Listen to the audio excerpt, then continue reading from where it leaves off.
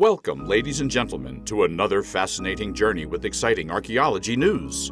Today, we're going on a fascinating exploration of 12 remarkable archaeological artifact finds that will leave you amazed. Be sure to subscribe and ring the notification bell so you won't miss any of our exciting episodes. Starting our journey at number 12, we encounter the Bulgarian Terracotta Artifact. Discovered on the Black Sea coast near Sozopol in early 2021, this fragment of a relief depicts a Greek warrior from approximately 2,500 years ago. The relief portrays two hoplites marching together, dressed in distinctive Corinthian-style battle armor, complete with breastplates and helmets. One of the soldiers holds a horn to his mouth, while the other wields a spear with a shield on his back. Historians believe that this artifact was once part of a frieze in a temple dedicated to Apollo, as the town of Sozopol was founded 2,700 years ago by Greek colonists, was known as Apollonia Pontica and devoted to Apollo. Archaeologists have discovered other pieces in the area that may be related to this artifact, raising the possibility of reconstructing more of the frieze in the future. Now let's move on to number 11, the Coach of the Oceans. An intriguing example of Pope Clement XI's appreciation for opulence, this coach remains housed in the Vatican. Pope Clement XI served from 1700 to 1721 and received this ornate coach as a gift from King John V of Portugal in 1716.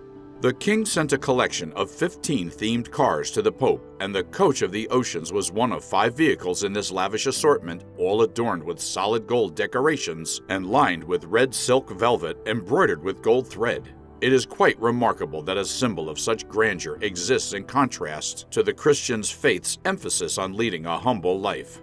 Nonetheless, the Coach of the Oceans exemplifies a style popular among European monarchs during that era and even shares similarities with coaches usually used by the British royal family today.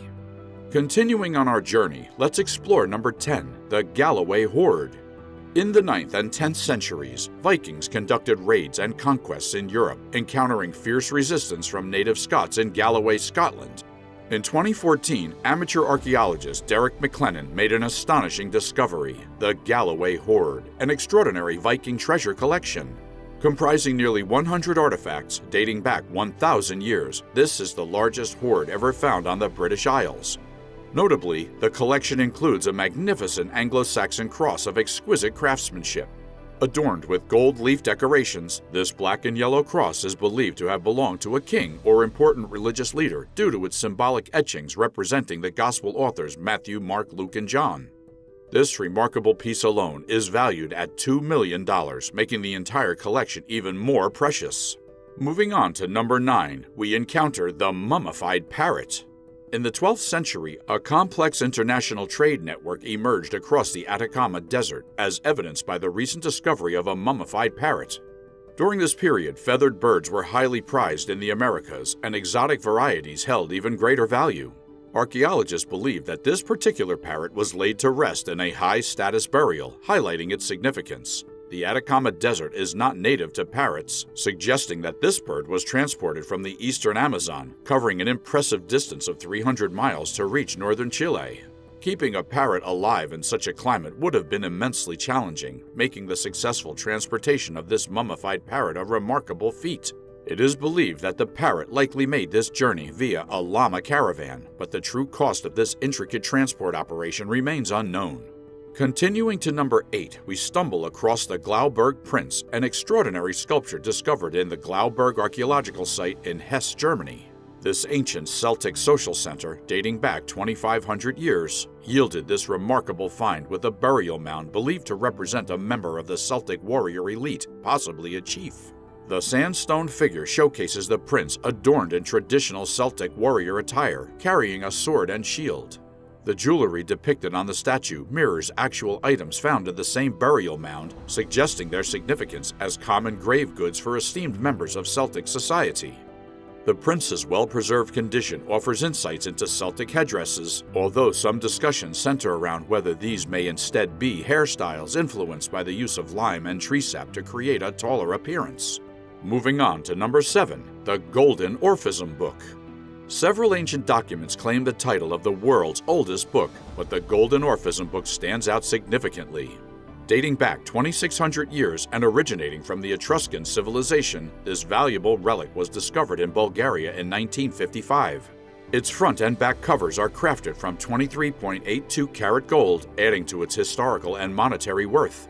The book contains valuable information about the religious beliefs and practices of the Etruscans, an enigmatic civilization about which we know relatively little. How the Etruscans achieved such intricate goldsmith techniques remains a mystery, as does the path that led this precious artifact to Bulgaria. Historians believe it may have arrived through trade, though trading religious artifacts in this manner was unusual. Today, the Golden Orphism Book is housed at the National History Museum in Sofia, where historians continue to study it, hoping to unlock more of its secrets. At number 6, we encounter the Korean Gilt-bronze Buddha Triad. The history of Korea is intricate, particularly during the Three Kingdoms period, which spanned from the 1st century BC to the 7th century AD. It is from this era that our next remarkable artifact originates, a gilt-bronze Buddha Triad. Despite some damage, the artifact still evokes its former splendor. Discovered near the Jijian Temple Stone Pagoda in Yangang, Gangwon in October of 2017, archaeologists estimate its creation in the late 6th century. The centerpiece of the triad is the Bodhisattva Avalokiteshvara, flanked by 2 acolytes on each side. What sets this artifact apart is the clear visibility of the facial expressions and the clothing patterns on the figures. This rarity adds to its value, as few Buddhist triads from this period has survived in such excellent condition. Moving on to number 5, we find the Zagreb Mummy, a unique ancient mummy with an extraordinary story. This mummy belonged to an anonymous woman mummified in Egypt, later acquired by a Hungarian businessman in 1948, and eventually housed in the State Museum of Croatia. What sets this mummy apart is the material it was wrapped in, known as the Liber Linteus, bearing ancient Etruscan inscriptions. Dating back 2,300 years, the Etruscan language remains untranslated, leaving the text's meaning shrouded in mystery. Some believe it could be a calendar, while others speculate it might be the legendary Etruscan Disciplina, an important religious and cultural text mentioned by ancient Roman writers. As we eagerly await the further breakthroughs in deciphering the Etruscan language, we hope to unveil the secrets held within the Liber Linteus and truly understand its significance. Continuing our journey at number 4, we unveil the Lincolnshire Crucifix. Although crucifixes are not uncommon discoveries in Europe, this particular artifact stands out as a special find. Discovered by an amateur metal detectorist in Lincolnshire, England, in September of 2017, this crucifix is believed to date back to the 10th century.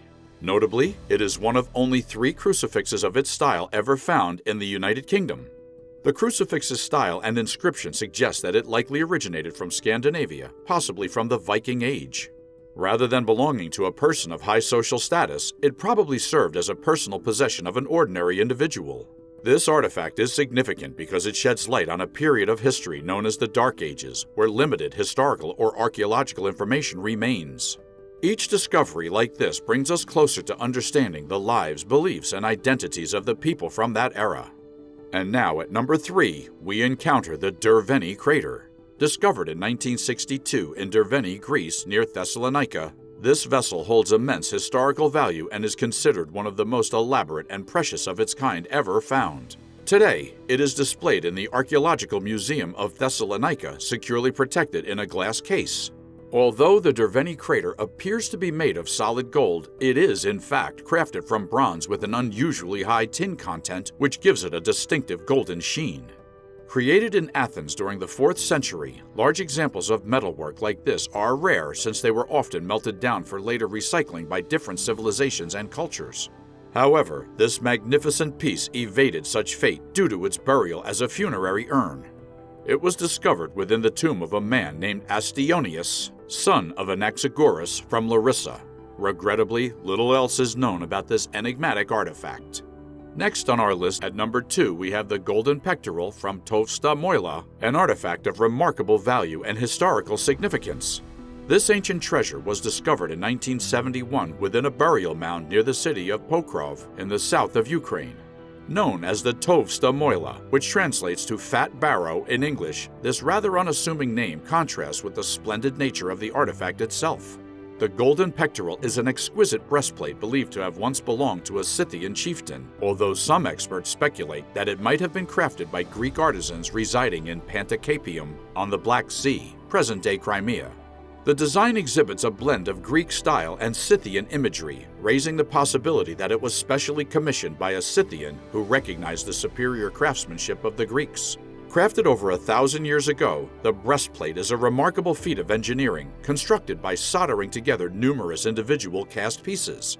This intricate workmanship adds to the allure, showcasing the skill and artistry of these ancient artisans. Finally, we reach the pinnacle of our journey at number 1, the Temple of the Sun in Lima, Peru. This sacred structure once stood just outside Lima and was dedicated to the worship of Inti, the sun god, by the ancient Andean people. Tragically, the temple fell victim to Spanish conquistadors in 1533, who razed it to the ground and destroyed its religious idols. However, one small wooden figure escaped their notice. Discovered by archaeologists in 1938, this tiny idol revealed astonishing revelations upon modern analysis. Carbon dating, indicating that it dates back to the year 731, belonged to the Wari culture rather than the subsequent Inca culture. This revelation suggested shared religious beliefs between the two civilizations. Adding to its allure, the idol was once vividly colored with traces of red mercury paint on its body, along with white on its teeth and yellow on its headdress. What's fascinating is that the red mercury paint originates from cinnabar, a material found more than 250 miles away from the idol's discovery site. Such intricate details highlight the efforts ancient cultures went to in creating and preserving their religious artifacts. Thank you for joining us on this captivating journey through these astounding archaeological artifacts. Be sure to subscribe and hit the notification bell so you never miss out on all of our future episodes, where we will continue to reveal the mysteries of our past. Until next time.